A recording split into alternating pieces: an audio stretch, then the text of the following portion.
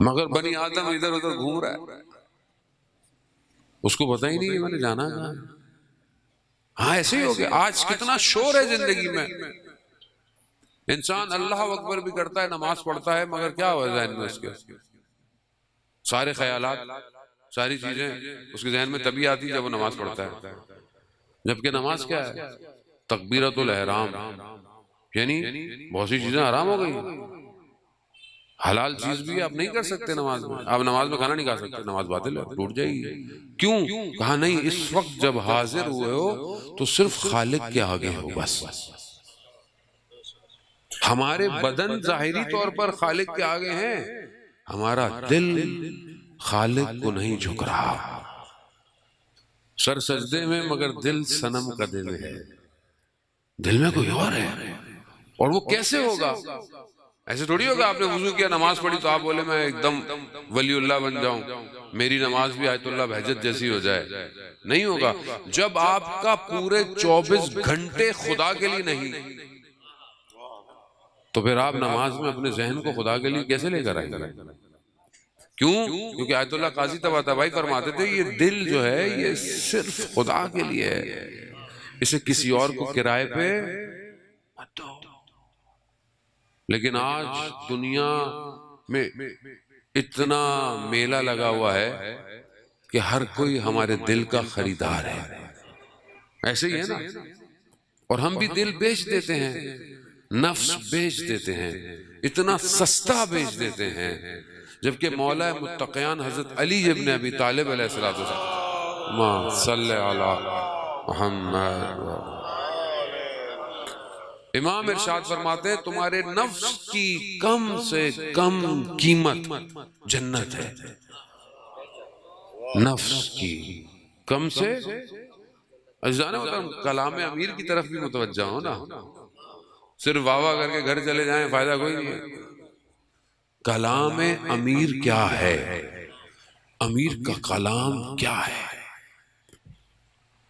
مومن تو وہ ہے جسے امیر کا کلام پتہ بھی ہو اور اس پہ عمل بھی کرتا ہو۔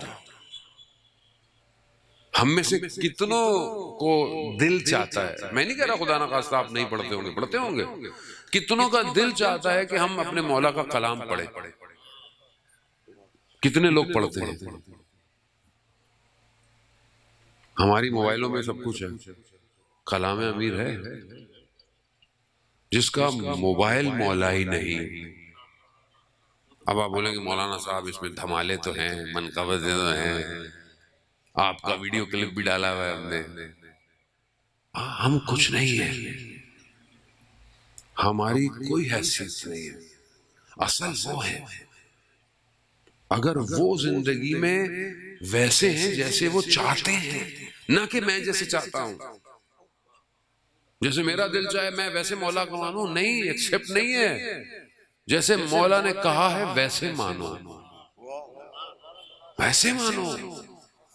وہ تبھی مانو گے کہ جب کلام پڑھو گے۔ کلام کیا ہے؟ امام کہہ رہے تھے تمہارے نفس کی کم سے کم قیمت جنت ہے، اس کو سستا مت بیچو۔ اور ہم کیا کر رہے ہیں؟ ہم کبھی کسی تصویر کی خاطر بیچ دیتے ہیں، نامحرم رابطے کی خاطر بیچ دیتے ہیں، کبھی نہ کبھی کسی نہ کسی غیبت کی خاطر بیچ دیتے ہیں، ذرا سا کسی کا حق اس کی خاطر بیچ دیتے ہیں۔ عزیزان محترم،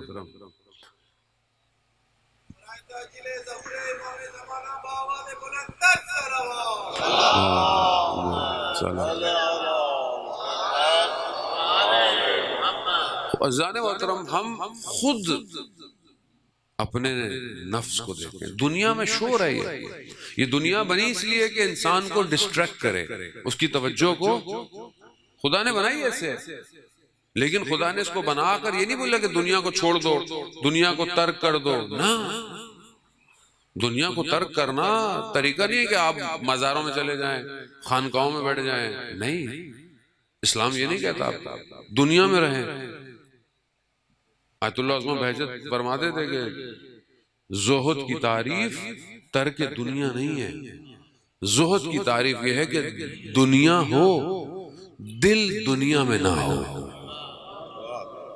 دل دنیا میں نہیں ہونا چاہیے، چیزیں ہوں.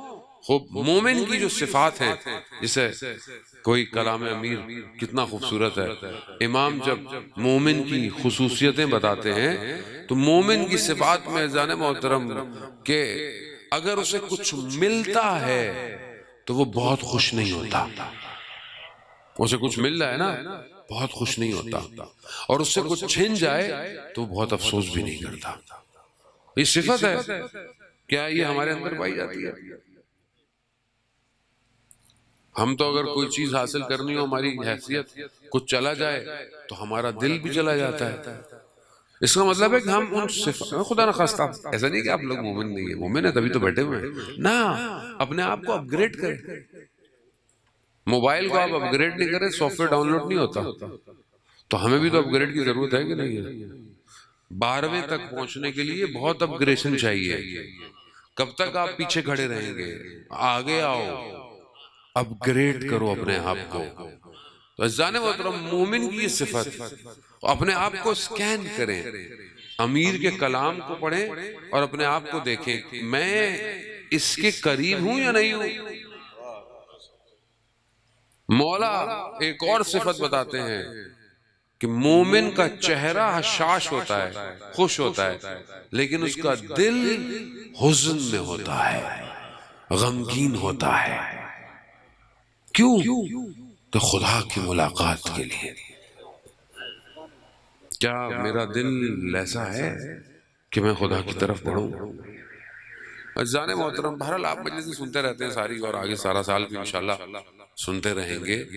لیکن اگر ہم خود امام کو نہیں پہچان پائے اور امام تک نہیں پہنچ پائے تو اتنا بڑا خزانہ ہے جو ضائع ہو جائے گا. ہم ان کا ذکر کرتے ہیں جو امام کے ساتھ تھے، کیسی ہستیاں تھیں، کیسے لوگ تھے. حضرت سلیمان فارسی، میثم تمار، مقداد، بوذر، کمبر. خوب یہ کیسے بنتے ہیں؟ یہ تب بنتے ہیں جو امام کو پہچانتا ہے.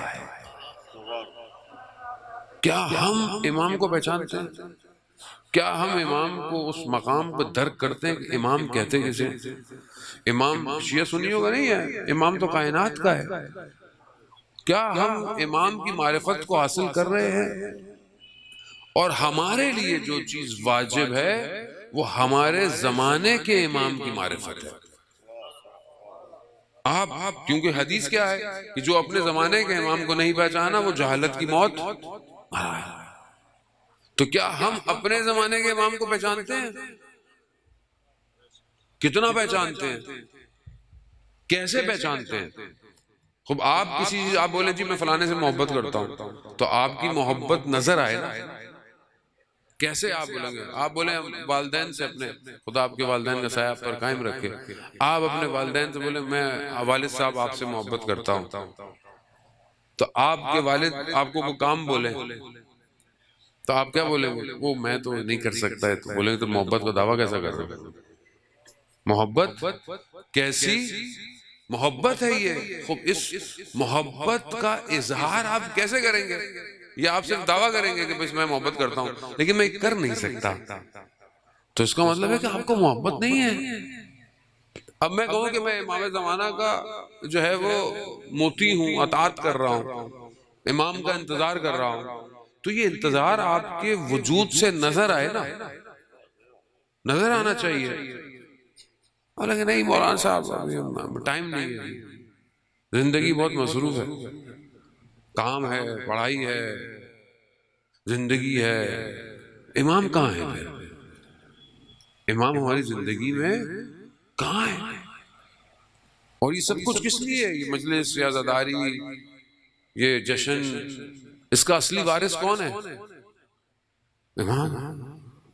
تو ہمارا دل نہیں چاہتا کہ امام کی حکومت ہو. بات سچ ہے مگر سخت ہے. میں اپنی زندگی میں مصروف ہوں، میں اپنی زندگی میں گھرا ہوا، مجھے خدا نخواستہ نہیں فرق پڑتا امام آئے نہ آئے.